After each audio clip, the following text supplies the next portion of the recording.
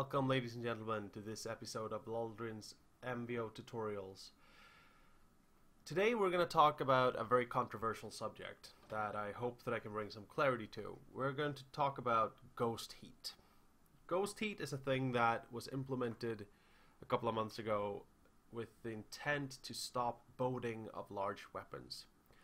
Boating is basically when you take several large, like a large laser, PPC, things like that, and put it on one mech with the intent of having a very high alpha strike, or a one shot where you do a lot of damage. This was actually quite a large problem before. I'd say that ghost heat have done a lot to bring it down, and I know that I'm going to get a lot of negative comments saying that, but I think it actually helped a lot. The problem with ghost heat and why it's so controversial is twofold. First is that there is nothing in the Battletech lore that describes a system like ghost heat. And Battletech is, of course, the game that MWO is built upon, and where all our mechs come from, and the system and everything. So a lot of people think that they should stick very close to the Battletech lore. The second reason is even simpler, actually. They did a very bad job in explaining it. Ghost heat isn't that hard. It's all of the info is out there. The problem is that the forum thread that Piranha or PGI released was, I've read it several times and I don't even understand it. They tried to do it sort of like a sports team, and this is the setup and this is how it works, and I think it was just confusing. If they would have just released a simple chart of what weapons are affected how, that would have made it a lot easier. So, as I said, it was meant to stop boating, and it does this by penalizing you if you have too many of a certain sort of weapon. If we go over to Smurfy, our run-of-the-mill wonderful page here, we can go to weapon systems and heat penalties per weapon. Heat penalty is the official name for ghost heat, but ghost heat is what most people knows it as. So these are all of the weapons in the game, and these is actually, it's not all of the weapons. Some of them are not here because they simply don't have any heat penalties. This shows us that we can take, for instance, 3 SRM4s, because one SRM4 generates 3 heat, 2 of them 6 heat, and 3 of them 9 heat. So that's all linear. But if you take an additional one, a fourth one, you gain an additional 0.9 heat, because you are shooting more than the allowed amount of SRM4s.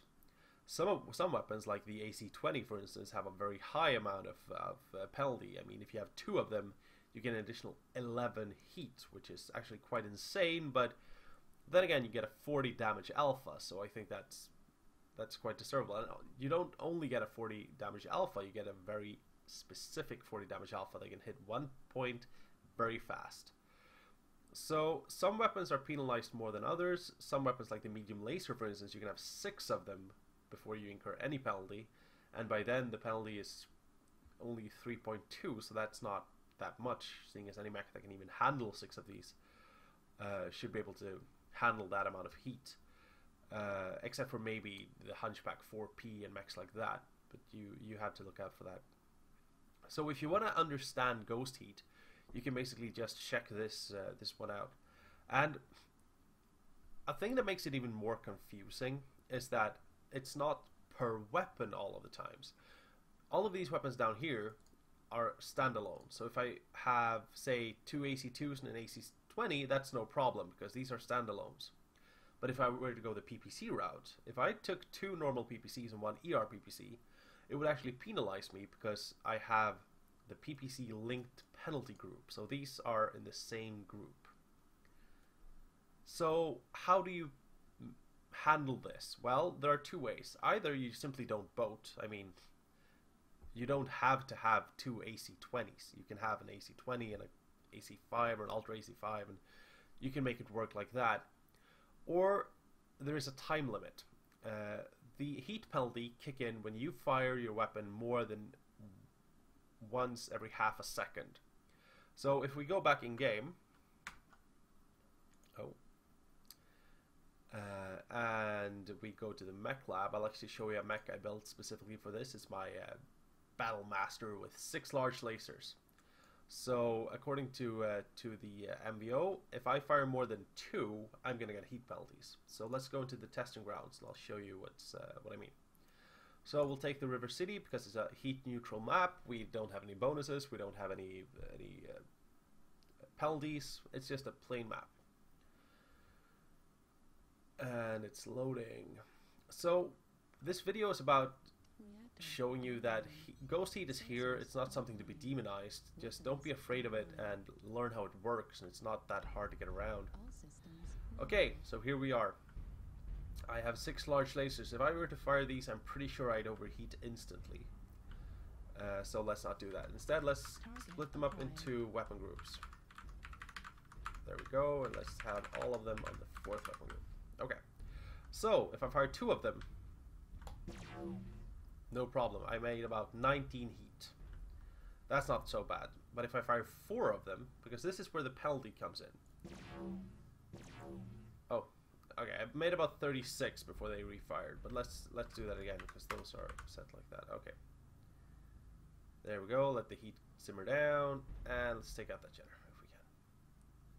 So I made 19 by firing 2 of them, and 58 by firing 4 of them.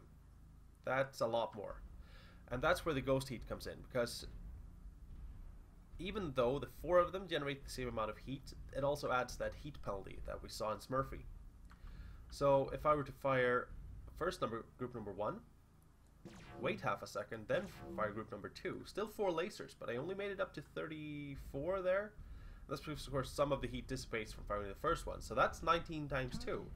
And that's one of the ways to combat ghost heat. So if I were to cycle my weapons, 1, 2, 3, then again, 58 heat, that's about the same as firing 4 of them instantly, but I got to fire 6 medium lasers instead. So,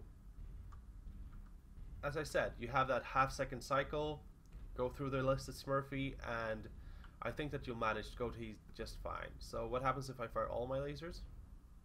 I'm firing my laser! Heat level critical. Yeah, you see what happens. This is Aldrin's MWO tutorials. I hope you enjoyed this one. There will be more coming out. Right now I'm actually waiting for UI 2.0, but I figured this was such an important subject. I'll also release a video covering ECM, BAP, and AMS. What do they do? How do they work? Why do you need them? Have a good day. Don't forget to subscribe.